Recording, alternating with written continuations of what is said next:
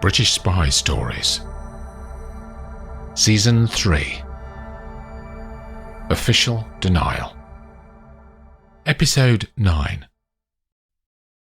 Sir Bernard is sitting in his office on the top floor of Vauxhall Cross, making his way through a report on the state of security in Switzerland. One of the screens on his desk starts to make a gentle warbling sound, and a red light in one corner flashes lazily. He presses a button from a panel of 10 that sit to one side of him, built into mahogany casing to match the desk. "Yes, Lawrence?" "Voice call from Marlin, Ops Control, sir," says the PA. "She said you were expecting the call."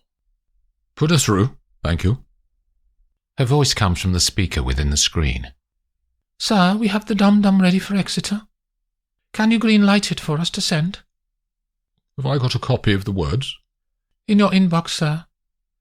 We fabricated an operation that destroyed an arms depot we know the Russians use in Europe. We don't know who is responsible, but this dum-dum said it was a British operation." Sir Bernard reads from another screen in silence for a full minute, while Marlin holds the line.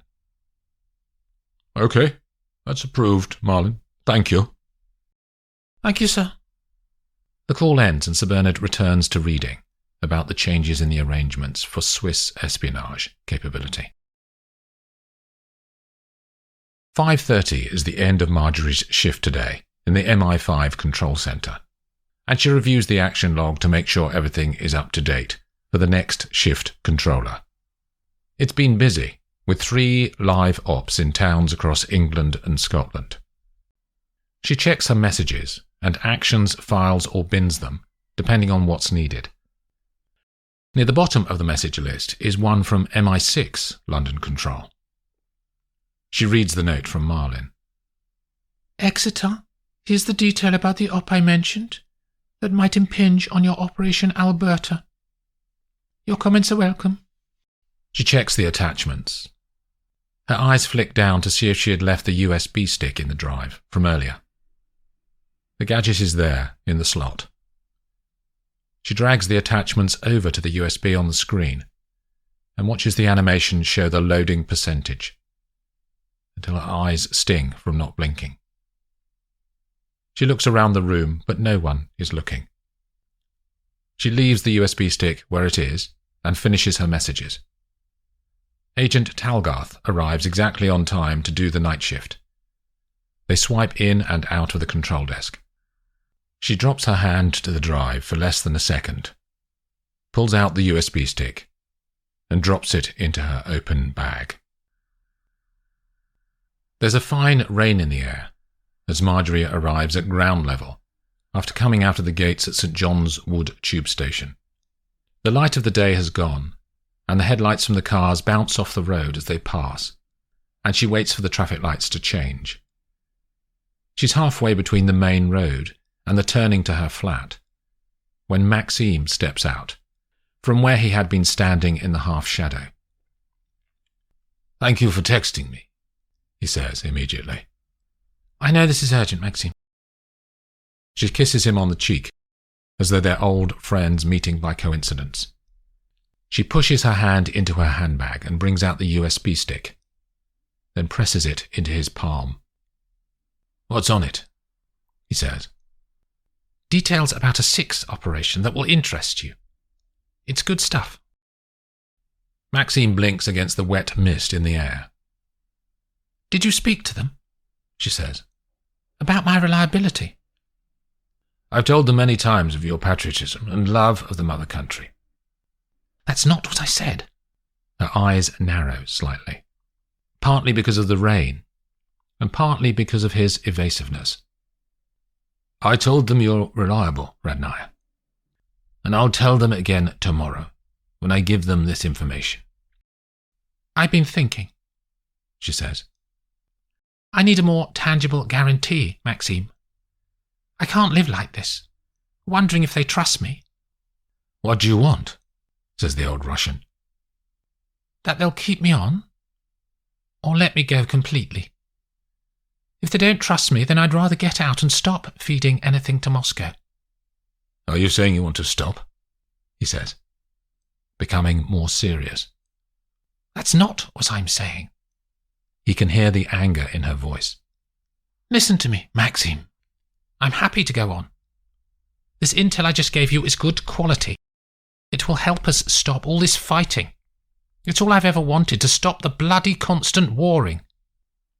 "Is that your aim?" He looks directly into her eyes. "Of course, isn't it everyone's?" Maxime doesn't speak for a few seconds. He wants to tell her, but doesn't. He wants to help her. He has become fond of her, and he doesn't want to see it all end badly. "Of course, that's what everyone wants."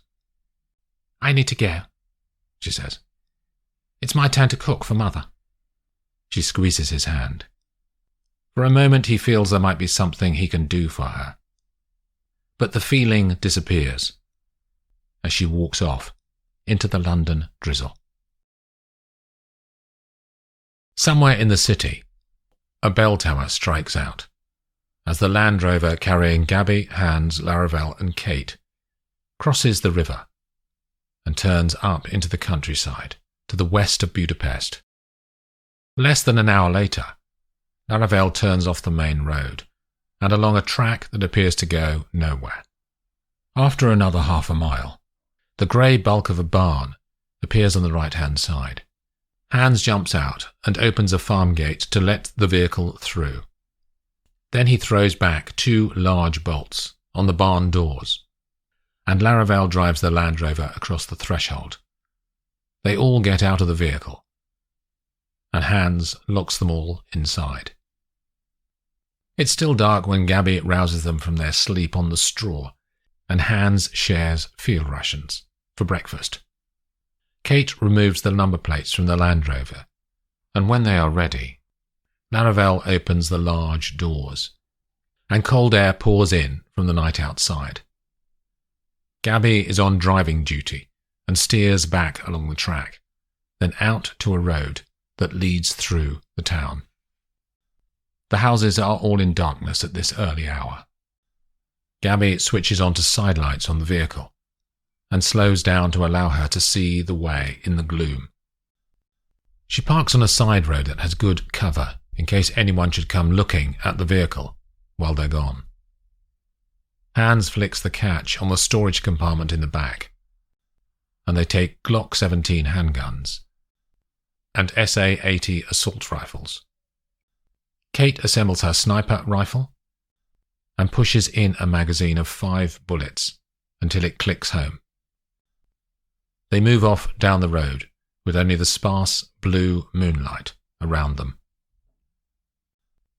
It's 10 minutes before they reach the edge of the target area, 100 yards around Redwick's house. In the last 24 hours, Laravel and Hans had identified a half-finished block of flats that are going up opposite Redwick's house to give Kate a line of sight into the back garden. Gabby directs them off the main road, and they dodge along the passageways connecting the streets until they're close by the flats. They move in silence to the boundary of the building site. Hans pulls the wire fence away from one of the posts holding it, and the group slips inside. They switch on body torches to illuminate the floor immediately in front of them, and Gabby leads them up the staircase to the corner of the building and out onto the second floor. Kate sets up her sniper position in amongst the shell of the flats. Then Gabby, Laravel and Hans go back out to street level. The 3 of them go to the front of the house and spread out, running across the road without a sound. They each find a space where they can see the front gates, but where shadows hide them from any guards who might be out patrolling. The street is deathly quiet in front of them. Gabby checks her watch, and it's nearly 7. Time seems to stretch out as they watch from their hiding places. In the flats, Kate scans the details around the rear patio of the house through her scope, but no movement is visible. Then over the comms headsets, suddenly, it's Laravel's voice. Movement, Mum. Where? South edge of the frontage. A guard, maybe. I can't see properly. Hans, can you see more? In shadow, Mum, he says. Then less than a minute later, he adds, I can see it too now. It is a guard. One guy walking slowly, having a smoke. Looks cold and tired, to be honest. Not very alert. Silence falls back into place on their headsets and on the streets around them. Another minute goes by. Lights going on downstairs, says Hans. Some movement. The guy is opening the gates by the look of it. Looks like they're changing the guards over. Be ready, says Gabby, quietly. 2 guards come out of the gates and look both ways, up and down the road. The guards mill about, waiting in the gateway. Then a larger figure emerges from the front door, in a tracksuit. Go ahead, phase 1. Gabby's voice over comms is utterly calm. Hans, Laravel and Gabby step out of their positions and run towards the house. They open fire when they get to within 50 yards. Redwick is immediately surrounded by 3 of his security. They hustle him back inside the gates and into the house. The spies keep on advancing, spraying the front of the property with bullets to drive Redwick out of the back and into Kate's view.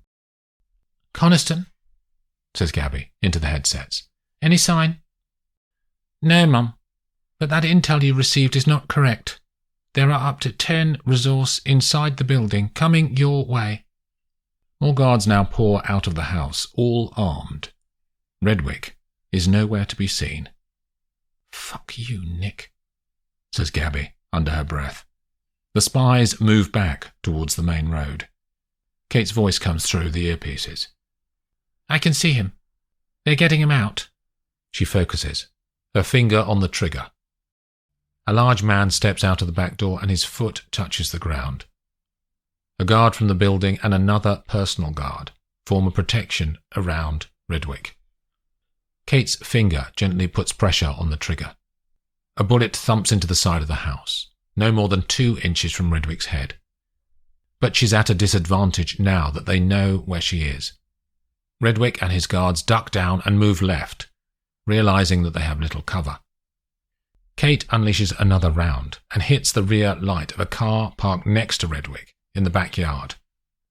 At the front of the house, a swarm of guards are in the roadway now, firing at Gabby, Hans and Laravel.